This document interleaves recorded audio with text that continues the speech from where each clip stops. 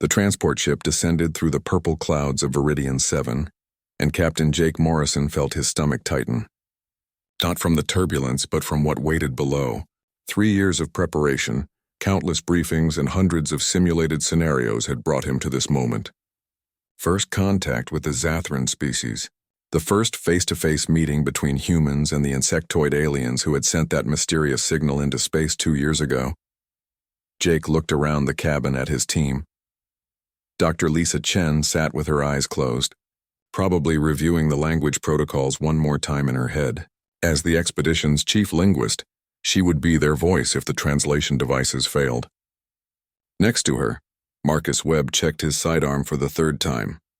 The security officer was tense, and Jake couldn't blame him. The images they had received of the Zathran were not comforting. Across from them, Dr. Amy Rivers stared out the window, her fingers drumming nervously on her knee. The biologist had studied every piece of data about Zathran physiology, but Jake knew that seeing them in person would be different. Everything was always different in person. The ship broke through the final cloud layer, and the Zathran capital city came into view. Spires of dark crystal rose from the ground like frozen lightning. The architecture was beautiful in a sharp, angular way that seemed almost hostile. Nothing was curved or soft. Everything had edges. Jake activated the comm system. "Ground control, this is the human delegation. We're beginning our final approach." The response came through in clicks and whistles, then the translation device rendered it into English. "Welcome, humans. Landing Platform 7 has been prepared. The Queen awaits your arrival." The landing was smooth. As the engines powered down, Jake stood and faced his team. "Remember, we're here to build a bridge. Whatever we see out there, whatever we feel, we keep it professional. We smile, we're respectful, and we show them that humanity can look past differences." Marcus raised an eyebrow. "Easy to say before you've seen them up close, Captain." Jake couldn't argue with that.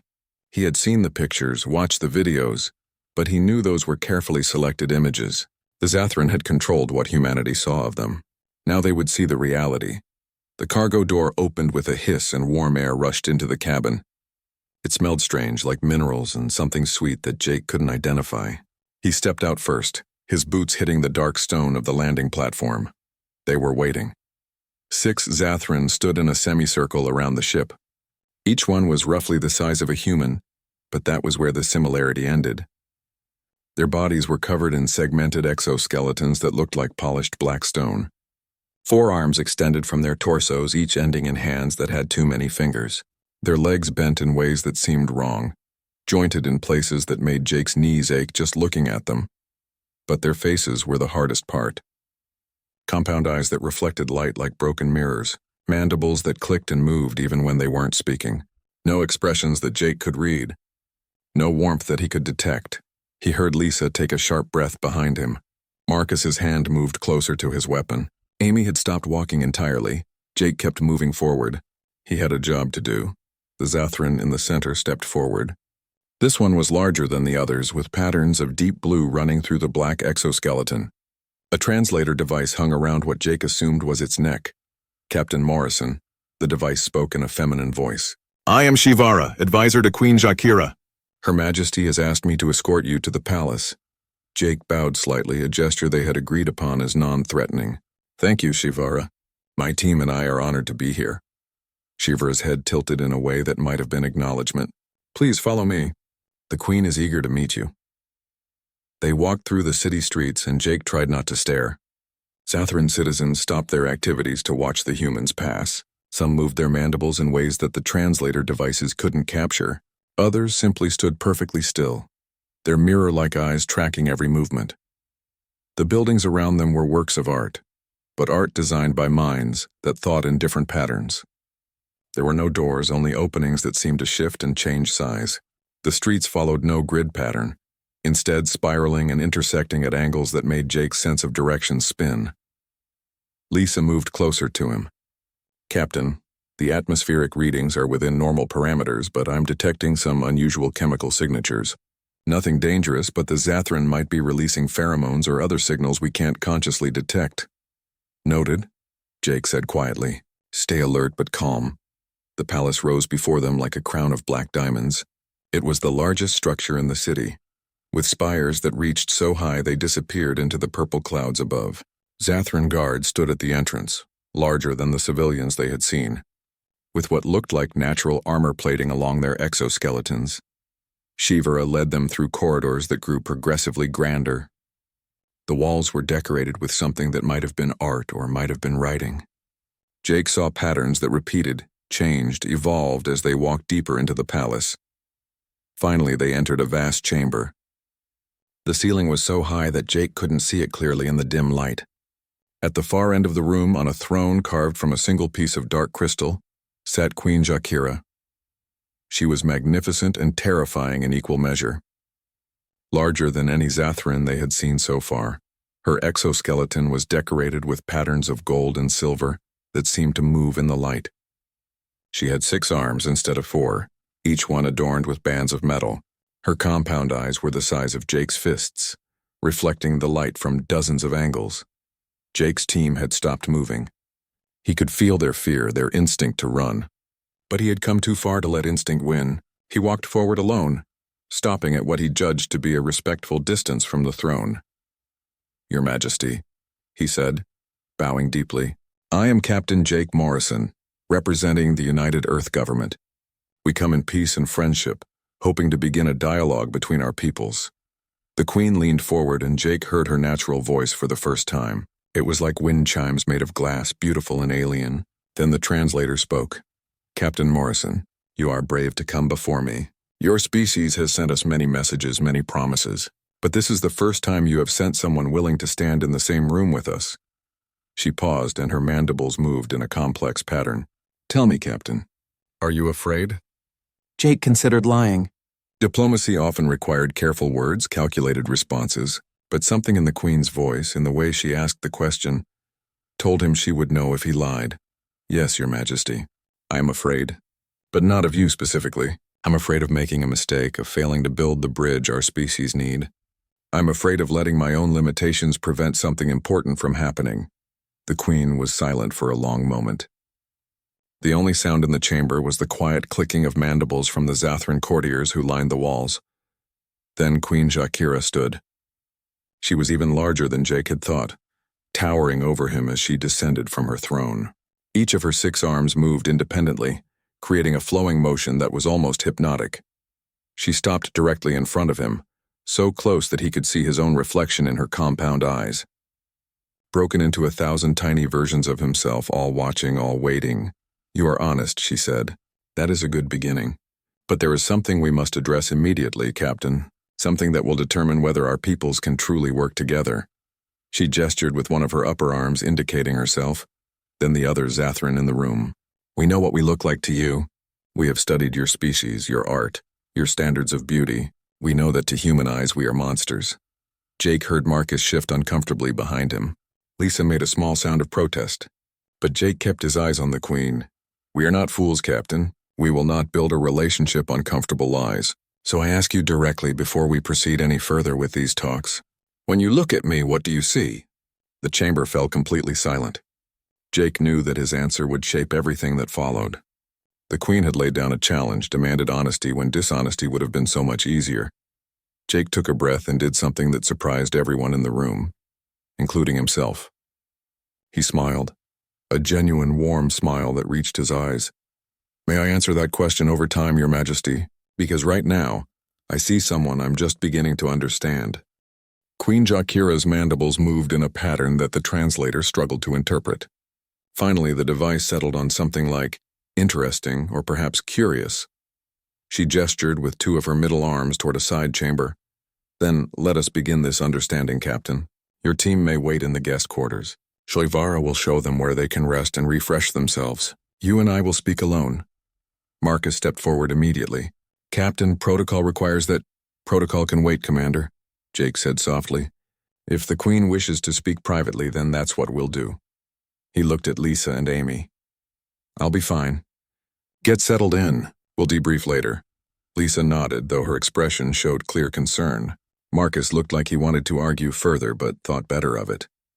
The 3 of them followed Shivara out of the chamber, leaving Jake alone with the Zathran Queen and her silent courtiers. The Queen led him through a doorway that seemed too small for her size. but she moved through it with surprising grace. The room beyond was smaller and more intimate than the throne room. Light filtered through crystal panels in the walls, casting rainbow patterns across the floor. "Sit, Captain," the Queen said, gesturing to a low platform. She settled herself across from him, folding her 6 arms in a complex arrangement. "What I must say to you requires privacy. Not because it is secret, but because it is uncomfortable." Jake sat, trying to find a position that didn't feel awkward. "I'm listening, Your Majesty." "Before your people sent their first message, we debated for many cycles whether to respond. Some of my advisors argued that contact with humanity would be dangerous. Others believed it was necessary for our survival." The Queen's eyes seemed to focus on him, though with compound eyes it was hard to tell. But all of them agreed on one thing. Humans would find us repulsive. Jake started to speak, but the Queen raised one hand. "Please let me finish. We have studied your transmissions for years. Your entertainment, your art, your cultural broadcasts. We understand how your species perceives beauty.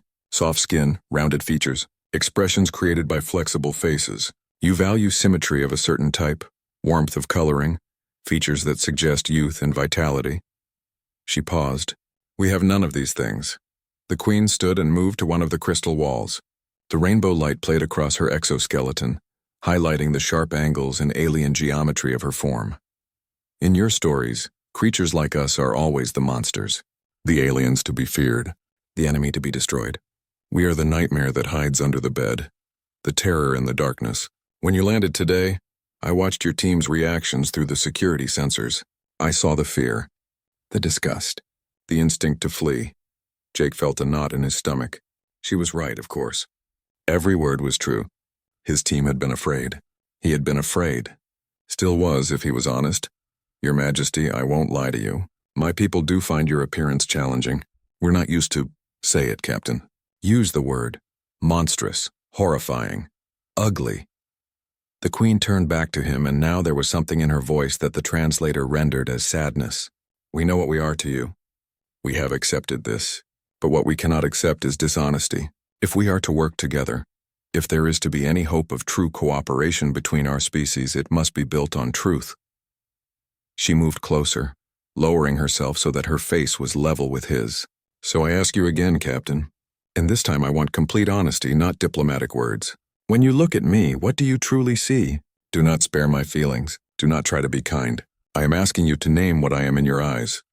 Jake felt his heart pounding. This was the moment, the test. He could say what she expected, confirm her beliefs about human prejudice, or he could do what terrified him even more. He could tell the truth as he actually experienced it. He stood up, putting himself at eye level with the Queen. Then he did something that made the courtiers shift nervously. He stepped closer. "May I?" he asked, raising his hand. The Queen's mandibles went still. "What are you asking, Captain?" "Permission to examine your exoskeleton more closely. If I'm going to answer your question honestly, I need to really look."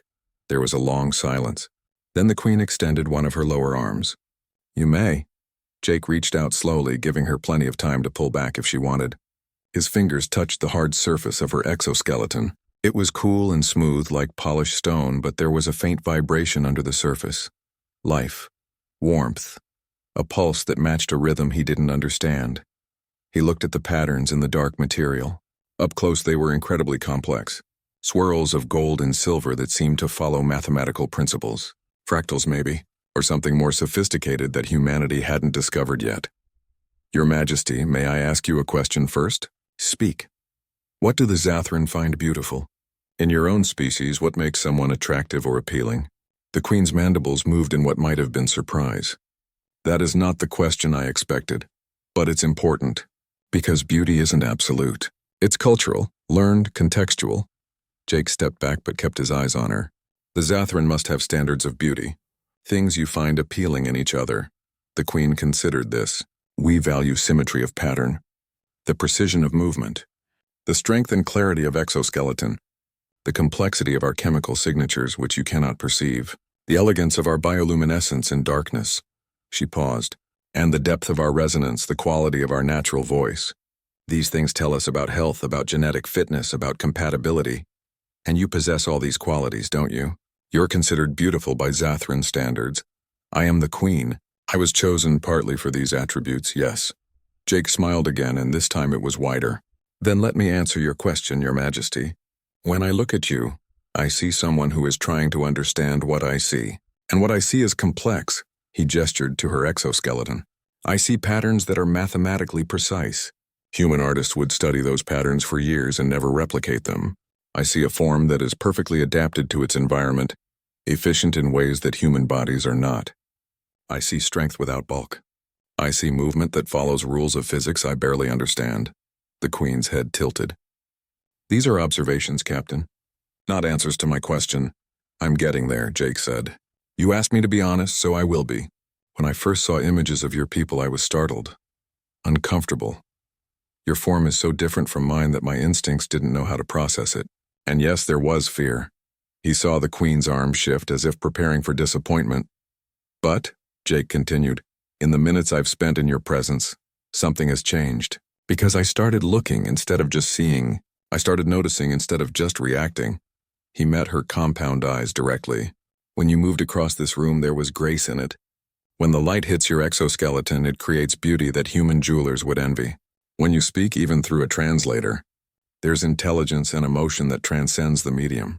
You are being diplomatic, the Queen said. But there was uncertainty in her voice. No, Your Majesty. I'm being honest. You ask me what I see. I see someone who is beautiful by the standards of her own people. And I see someone who is helping me understand that beauty itself is more complex than I thought. Jake paused. You want me to call you ugly because that confirms what you believe about humans. But I won't do that. Why not? Because it would be a lie. Not a kind lie, not a diplomatic lie.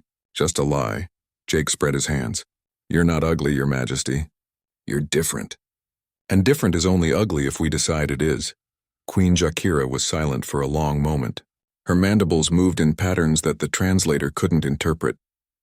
Finally, she spoke.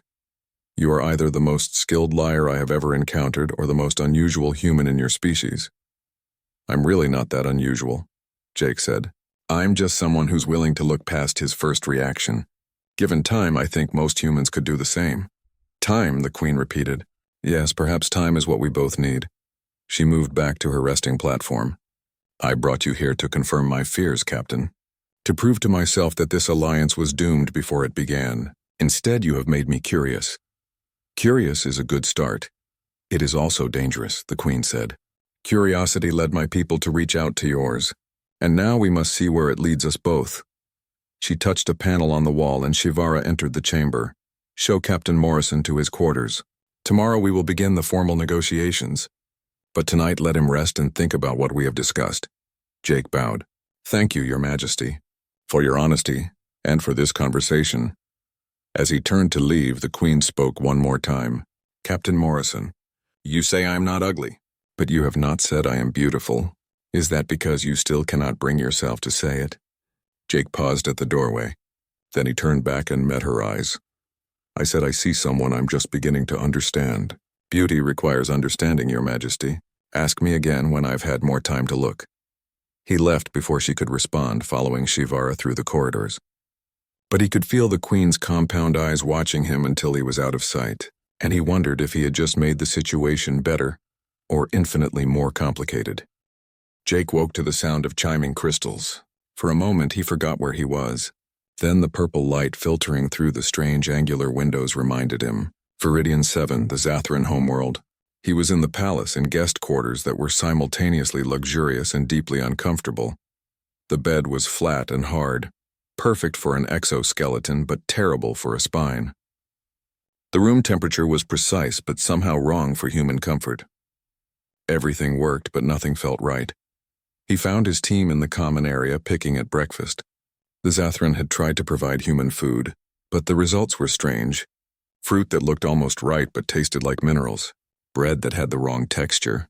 Water that was perfectly clean but left a metallic aftertaste. Captain, Lisa said immediately. What happened yesterday? You were alone with the Queen for over an hour. Jake sat down and took a sip of the almost water. She tested me. Wanted to confirm that humans find them repulsive. Marcus leaned forward. And what did you tell her? The truth. That they're different and that different doesn't automatically mean ugly. Amy raised an eyebrow. Did she believe you? I'm not sure, Jake admitted, but I think I made her curious. That's something. Before anyone could respond, Shivara entered the room. Captain Morrison, the Queen requests your presence in the royal garden, alone if possible. Marcus stood up immediately. Captain, it's fine, Marcus, Jake said. If the Queen wanted to harm me, she had plenty of opportunities yesterday. He followed Shivara out, leaving his team to worry in his absence. The royal garden was nothing like any garden Jake had ever seen. Instead of grass, the ground was covered in crystalline formations that chimed softly when the wind passed through them. The plants were dark and angular, with leaves that looked like folded metal. Nothing was green. Nothing was soft. Queen Jakira stood near the center of the garden, her 6 arms moving in slow patterns that disturbed the air around her. She turned as Jake approached. Captain, thank you for coming. I have been thinking about our conversation yesterday. As have I, Your Majesty. You said that beauty requires understanding, that you needed time to look, to learn. The Queen's mandibles clicked softly. I have decided to give you that time. To give us both that time. She gestured to the garden around them. This is beautiful to Zathran eyes. Can you see why? Jake looked around carefully. At first it just looked alien and harsh, but then he started to notice details. The way the crystal formations created harmonics when the wind passed through them. The mathematical precision in how the plants were arranged. The way light refracted through different structures, creating patterns that shifted throughout the day. The patterns, he said slowly, they're not random. There's structure, purpose, yes. Each element is placed to create specific effects, sound, light, shadow, chemical signatures in the air that you cannot detect. This garden is a symphony for all Zathran senses. The Queen moved to one of the crystalline formations. My people would look at your earth gardens and see chaos, inefficiency, random growth with no apparent purpose. But there is purpose, Jake said. Just a different kind. Natural selection. Evolutionary adaptation. Beauty that emerges from struggle and survival. The Queen's head tilted. You defend your aesthetic even as you try to understand mine. That is honest, at least. She gestured for him to follow her down a path between the metallic plants. Tell me, Captain. On your world, what is considered beautiful? In humans, I mean. Jake thought about how to answer. It varies by culture, by time period, by individual preference. But there are some common elements: symmetry, clear skin, features that suggest health and youth, expressions that convey emotion. And I have none of these things by human standards. You have different versions of them. Your exoskeleton is symmetric. It clearly indicates health. Your mandibles and chemical signals convey emotion.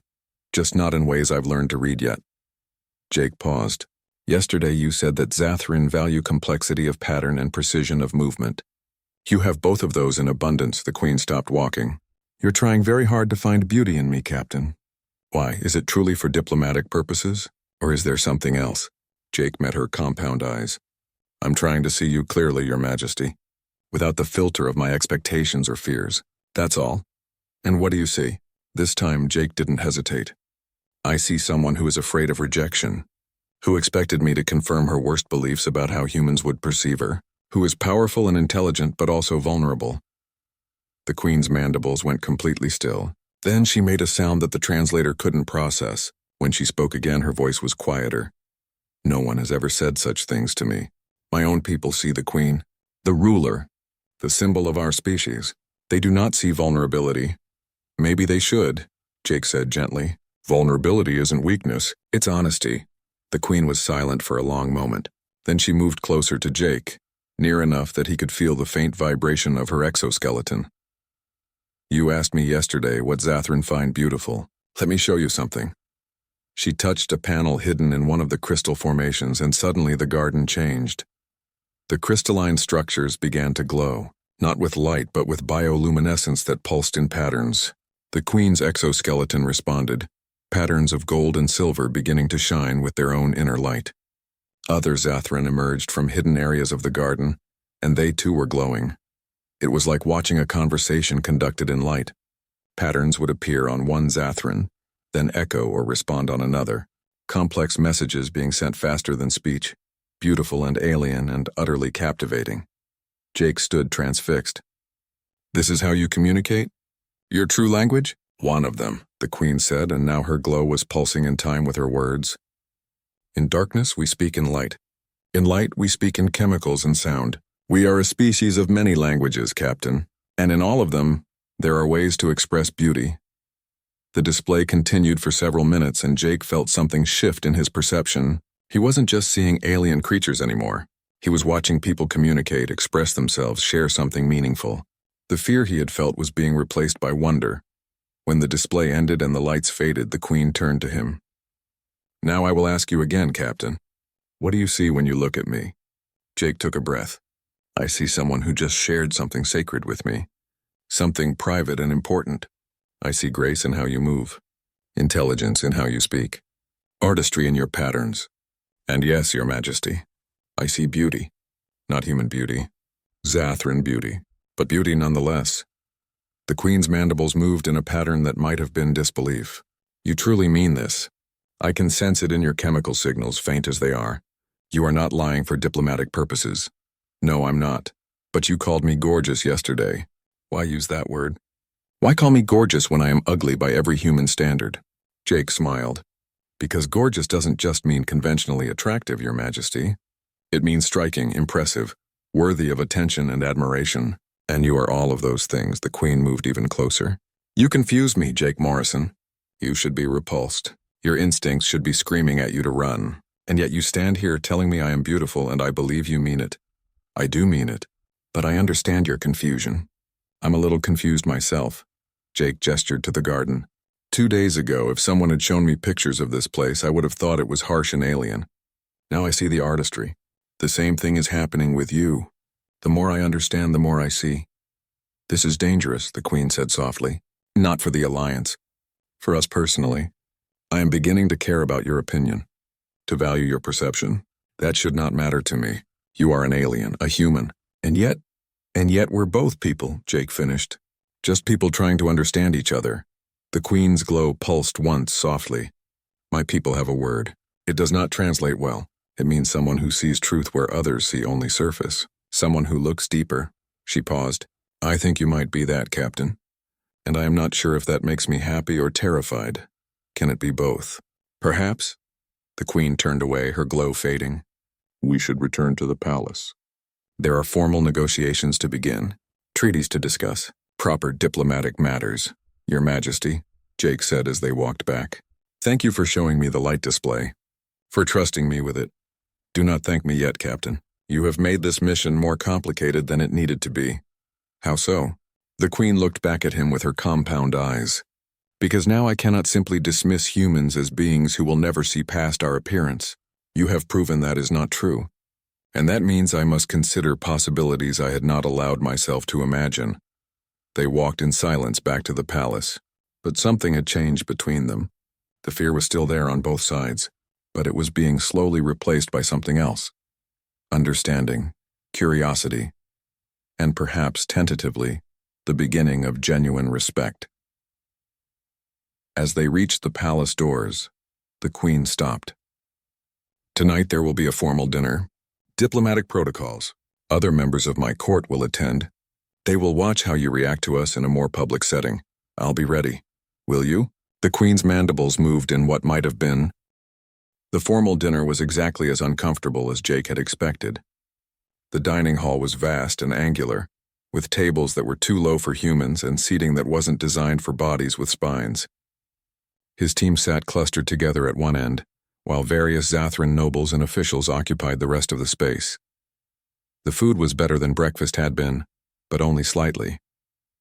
The Zathran had clearly studied human nutrition, but understanding what humans could eat and what they enjoyed eating were two different things.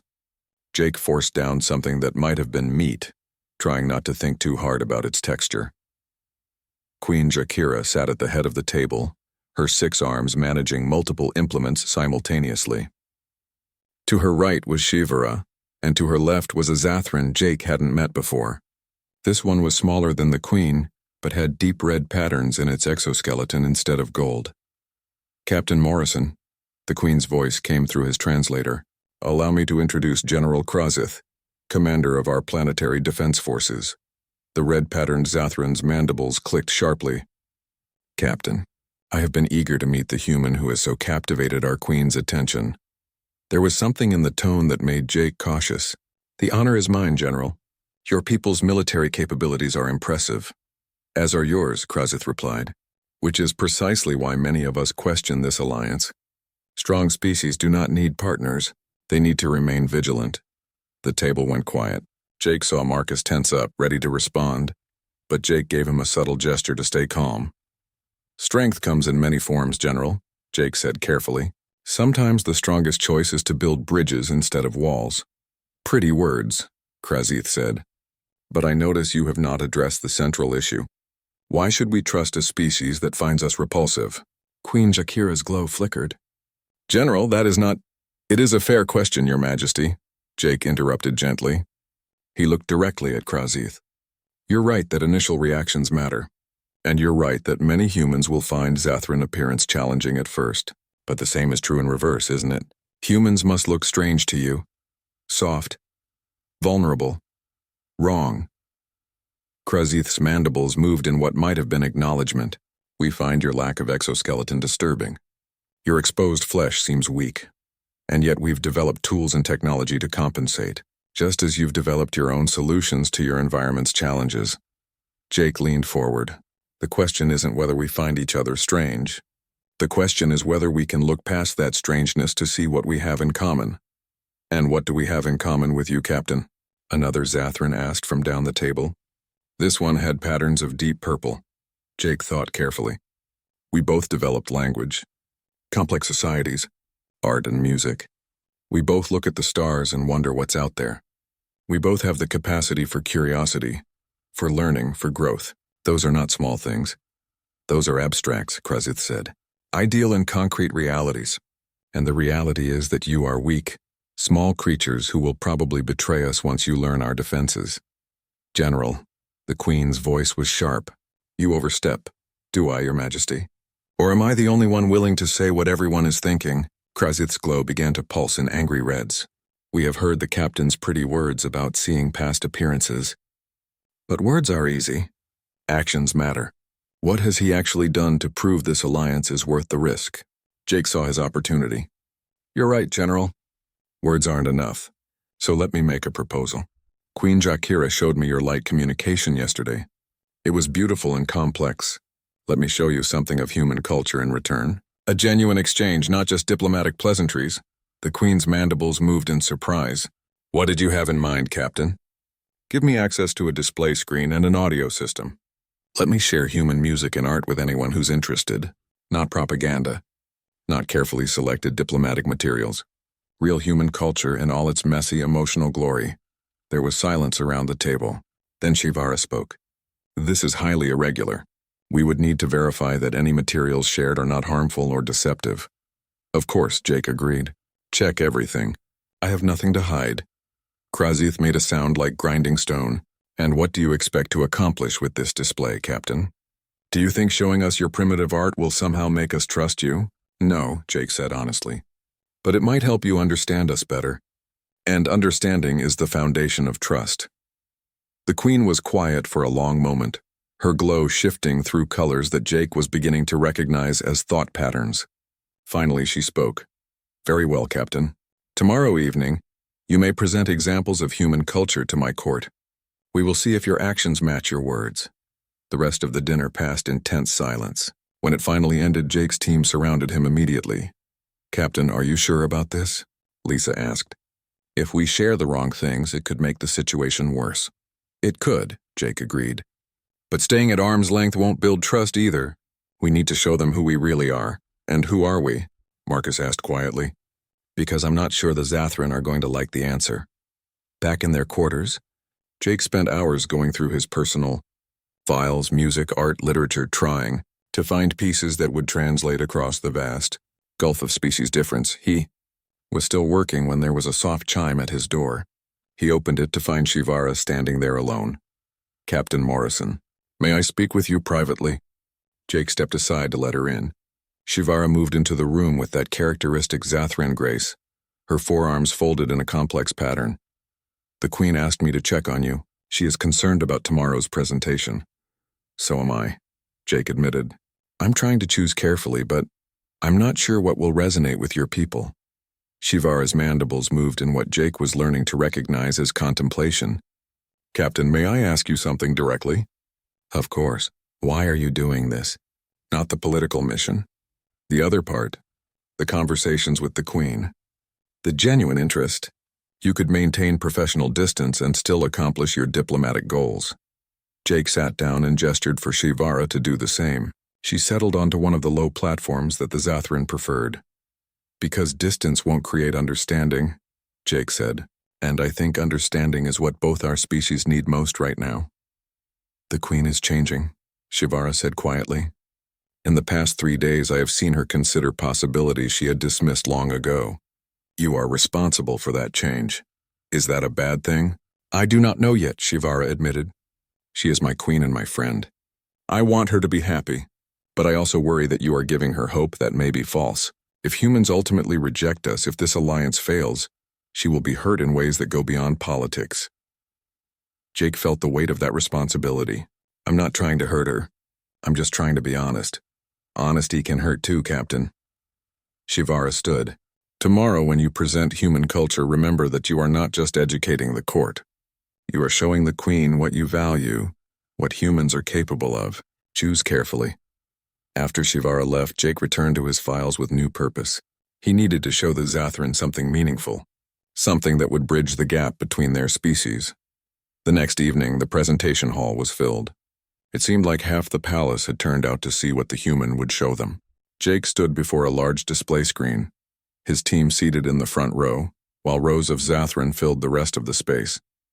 Queen Jakira sat in the center, her 6 arms folded. Krazith was beside her, his red glow pulsing skeptically. Thank you for coming, Jake began. I want to share some aspects of human culture with you. Not to convince you that humans are perfect or that our way is better, just to help you understand us better. He started with music. First, something simple, a single piano piece, delicate and emotional. The Zathran sat in silence, their mandibles occasionally clicking. Then he showed them human art. Not the famous masterpieces that everyone knew, but personal photographs, families, friends, people in moments of joy and sorrow, the messy, real stuff of human life. Finally, he showed them a video, a documentary about Earth's diversity, different cultures, different peoples, different ways of being human.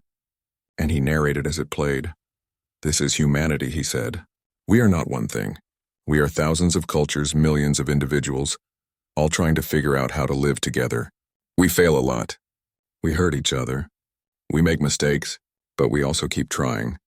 We keep reaching out. We keep hoping that the next attempt at connection will be the one that works. He paused the video on an image of people from dozens of cultures standing together. You asked what we have in common, General. Here's what I think. We're all trying to survive in a universe that's bigger than we can understand. We're all afraid of what's different, and we're all capable of learning to see past that fear if we choose to. The hall was silent. Then Queen Jakira stood. Captain Morrison, you have shown us something valuable tonight. Not perfection, but honesty. Not solutions, but questions worth asking. Her glow pulsed in colors Jake was beginning to recognize as approval. This is what I had hoped for. This is the beginning of true dialogue. Krazith stood as well, his red glow still skeptical but slightly softer. The treaty negotiations had been progressing smoothly for 2 weeks. Too smoothly, Jake thought as he reviewed the day's agenda. In his experience, diplomacy was never this easy.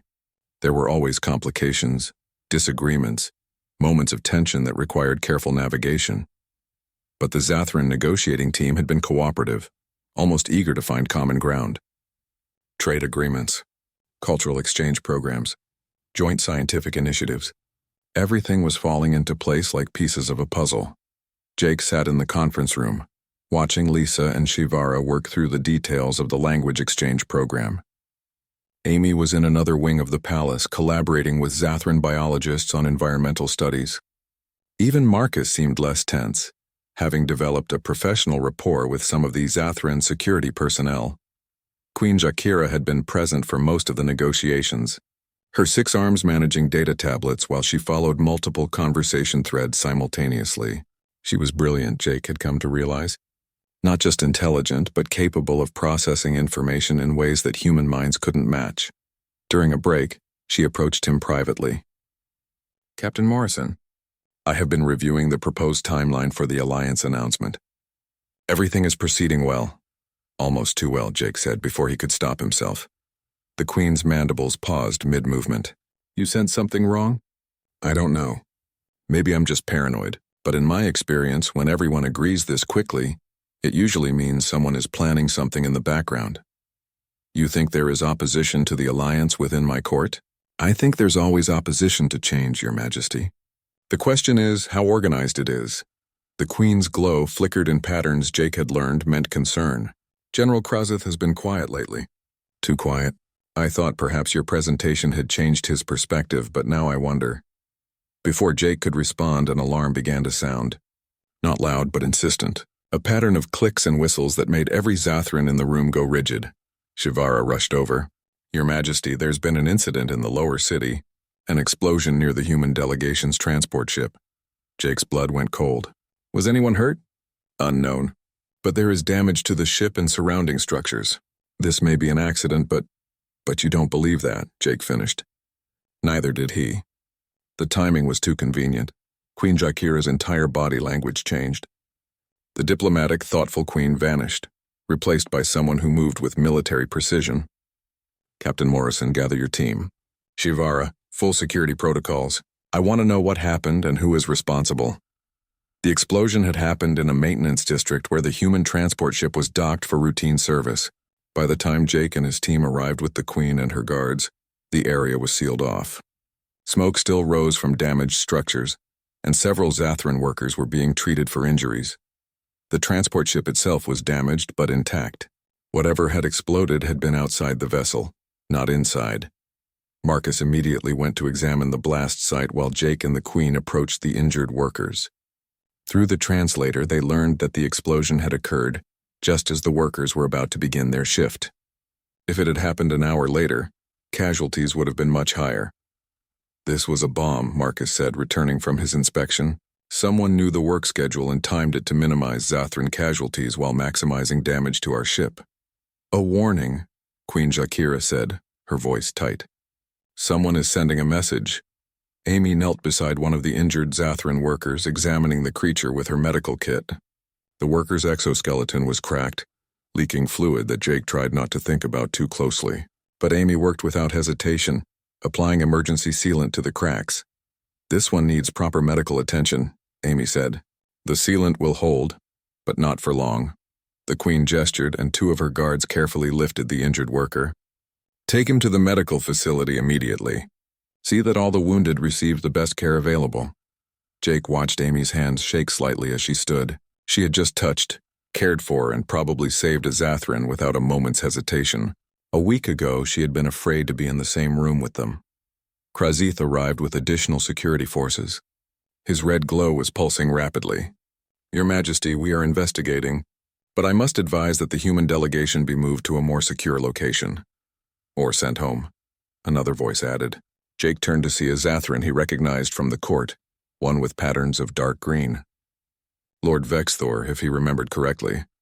"Sending them home would be giving the terrorists exactly what they want," the Queen said sharply. "Would it, or would it be acknowledging reality?" Vexthor moved closer. "Your Majesty, this attack proves what some of us have been saying all along. This alliance is dangerous. It makes us a target. It divides us. The only thing dividing us is fear," Jake said. "And whoever planted that bomb is counting on fear to drive us apart." "Easy for you to say, human," Vexthor replied. "Your people are not the ones bleeding." Amy stepped forward, still holding her medical kit. "Actually, we could have been. If that bomb had gone off an hour later, my team might have been aboard that ship. Someone tried to kill us or at least scare us away. The fact that Zathran were hurt instead should tell you something about how little these terrorists value any life. Human or Zathran?" Vexthor's mandibles clicked in what might have been surprise or respect. Jake wasn't sure. Over the next few days, the investigation intensified. The Queen assigned Shivara to work directly with Marcus on security matters, and the two of them spent long hours reviewing surveillance data and interviewing witnesses. Jake found himself spending more time with the Queen, both because the situation required it and because she seemed to need someone to talk to. The attack had shaken her more than she wanted to admit publicly, They were in her private study when Shivara and Marcus arrived with their findings. "Your Majesty," Shivara began, "we have traced the explosive materials. They came from a military stockpile." The Queen's glow went dark. "Military? Are you certain?" "Yes, Your Majesty. And the access records show only a few individuals had the clearance to obtain those materials." Marcus pulled up a holographic display. "General Krazith is one of them." The room fell silent. Jake saw the Queen's 6 arms tense, saw the patterns in her exoskeleton shift to colors he had never seen before. "Do we have proof that the general was directly involved?" she asked quietly. "Not yet," Shivara admitted, "but we have proof that someone in his command structure was. The question is whether he ordered it or if someone under his command acted independently." "Either way, it's treason," the Queen said. "To attack our guests, to endanger our own people in the process. This is unforgivable." Jake felt a knot in his stomach. "Your Majesty, if we move against Krazith without solid proof, it could fracture your military, create a civil conflict. And if we do nothing, the terrorists win. They prove that opposing the alliance is safe, even rewarding." The Queen's glow pulsed angrily. "What would you do in my position, Captain?" Jake thought carefully. "I would set a trap. Give them a target they can't resist, and when they take the bait, we'll have our proof." The plan came together over the next 2 days. The Queen would announce a public ceremony to officially sign the alliance treaty. Maximum publicity, maximum symbolism. Exactly the kind of target that the opposition couldn't ignore. Security would be tight, but not obviously so. Marcus and Shivara would position teams to watch the likely approach vectors for an attack, and Jake would be standing right next to the Queen when it happened. A visible symbol of human Zathran unity. "You're making yourself bait," Lisa said when Jake explained the plan to his team. "Captain, this is insane." "It's necessary," Jake replied. "If we don't flush out the opposition now, they'll just keep trying. Eventually, they'll succeed." Amy looked at him seriously. "You've gotten attached. To her, to this place. To making this work." Jake couldn't deny it. "Yes, I have." "Is that a problem?" "Only if it clouds your judgment," Marcus said. "But for what it's worth, Captain, I think you're right. We need to end this." The day of the ceremony arrived. The plaza outside the palace was filled with Zathran citizens and human media drones transmitting everything back to Earth. The Queen stood on a raised platform, her ceremonial regalia making her even more impressive than usual. Jake stood beside her, wearing his formal uniform, very aware that he was a target. Somewhere in the crowd, someone was planning violence. The question was when and how. The Queen began her speech, her natural voice amplified across the plaza. The translator rendered her words into a dozen human languages simultaneously. "Today we take a step into a new future. A future where 2 species so different in form and origin choose to work together rather than apart. Where we acknowledge our fears but do not let them rule us." Jake scanned the crowd, looking for anything unusual. Marcus was doing the same from his position near the platform. "We acknowledge that this path will not be easy, that there will be those who oppose change, who prefer the safety of isolation to the risk of connection." That's when Jake saw it, a Zathran in the crowd moving with purpose, pushing through toward the platform. Something about the movement was wrong. "Your Majesty," he said quietly, "we have movement." The week following the attack was tense. Security was doubled, then tripled. Every gathering was scanned, every visitor screened. The easy openness that had been developing between humans and Zathran seemed to evaporate overnight, replaced by careful distance and professional caution. Jake found himself frustrated by the change. He and the Queen had been growing closer, developing a genuine friendship that transcended their roles. Now every interaction was watched, analyzed, scrutinized by both their peoples. He was reviewing security reports in his quarters when Shivara arrived with an unexpected message. "Captain Morrison, the Queen requests your presence at sunset. She asks that you come alone and tell no one where you are going." Marcus, who was in the room reviewing the same reports, immediately objected. "Absolutely not. After what just happened, the captain doesn't go anywhere without security." "The Queen assures complete safety," Shivara said. "And she emphasizes that this is a personal request, not a diplomatic one." Jake looked at Marcus. "It's the Queen. If she wanted to harm me, she's had dozens of opportunities." "That's not the point, Captain. The point is that we don't know who else might want to harm you, or her. Which is exactly why this meeting needs to be private," Jake said. Marcus, I appreciate your concern, but I'm going. As sunset approached, Shivara led Jake through parts of the palace he had never seen before. They descended stairs that seemed to go on forever, moving deeper into the structure. The walls here were older, more organic looking, less designed and more grown. Where are we going? Jake asked. To a place that few outside the royal family have seen, Shivara replied.